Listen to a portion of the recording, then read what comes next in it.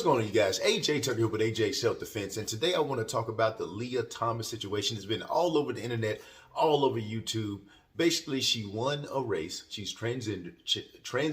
She was born a man, born a boy, a man. She competed as a man for 3 years in college, and then she switched. She switched up the game. She transitioned into a woman, or she took not steroids, but she took stuff to take down her testosterone levels. And she was deemed viable to compete in the NCAA. And she won it by a large margin. And a lot of people are up in arms about that. And here's what I think. I think it's very unfair to the other girls. I think it's crazy. I think it's absolutely ridiculous. There's no way that this should be allowed, right? So I'm gonna go ahead and say that.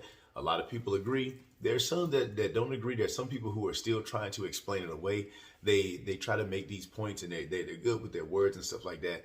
But it's absolutely insane that she's allowed to compete against other women. Now, here's the thing. If you have body dysmorphia and you're trying to find who you are, go ahead and live your life. All right. Go ahead and transition and do what you got to do. But to compete against other women, that's absolutely insane. But that's not what I'm here to talk about. I'm going to talk about something that they did bring up a couple of months ago, but nobody is really talking about this now. So this Leah Thomas is competing against other women. That's a whole separate scenario. The thing that I'm talking about is Leah Thomas being able to be in the showers, in the locker room with other women, and these other women are being uncomfortable. So here's the thing. This is the way life works, especially in America.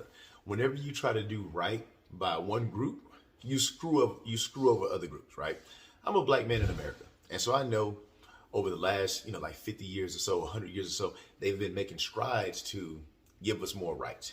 My mother, she tells me how, when she was a girl, she had to use the water fountain. She had to use the blacks only water fountain.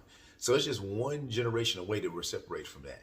Now, with that being said, there's some scenarios when it comes to, jobs and different things of that nature.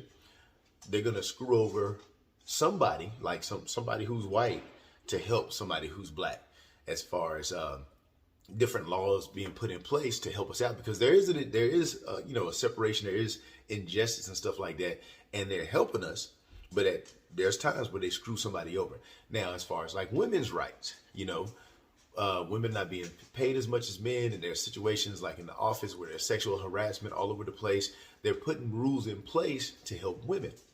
And sometimes men get screwed over by it. Not all the time, but there's times where men would just outright get screwed over. So sometimes whenever you help a group, you got to screw over another group. In this case, Leah Thomas is able to be in a women's locker room. Still a man, still have all the man parts, no surgeries or anything like that. Now, Leah Thomas, I'm not saying he or she, I'm saying Leah Thomas has, had like different treatments to bring that testosterone down, but that doesn't really make you a woman. You can identify as a woman, but if you still have all your man parts and you're in the locker room, now the girls complained about it a couple of months ago, and the school basically told them to shut up.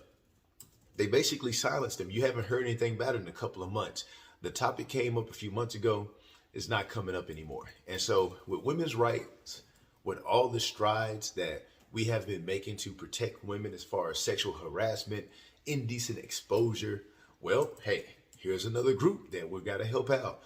They're fighting for transgender rights, which is a good thing in some scenarios. But in this case, they are screwing a bunch of girls over. Now, I have a daughter. She's playing basketball, and she's in middle school right now, but most likely she's going to play in college. Now, if she was 18, 19 years old, and she hit me up, and she was like, Dad, there's this guy. He used to play on the boys basketball team last year. He transitioned as a woman. Now he's in the locker room with us, with his, nuts and berries hanging out. Now, here's the thing. They did say that Leah Thomas does cover up in the locker room, but there are times where Leah Thomas will take everything off and have her have the genitals exposed. And when I say genitals, I'm not talking about a vagina. I'm talking about nuts and berries. All right, branch and berries. That's what I meant to say. And so, yes, everybody's talking about how Leah Thomas won and it's unfair in that situation. I want to focus on the self-defense aspect. I want to focus on that aspect where it's unfair that these girls have to be in the locker room trying to change and feel uncomfortable all the time to make one person feel comfortable. It's like they're overcompensating to help somebody out and they're screwing over a large group of people. And it's happened now.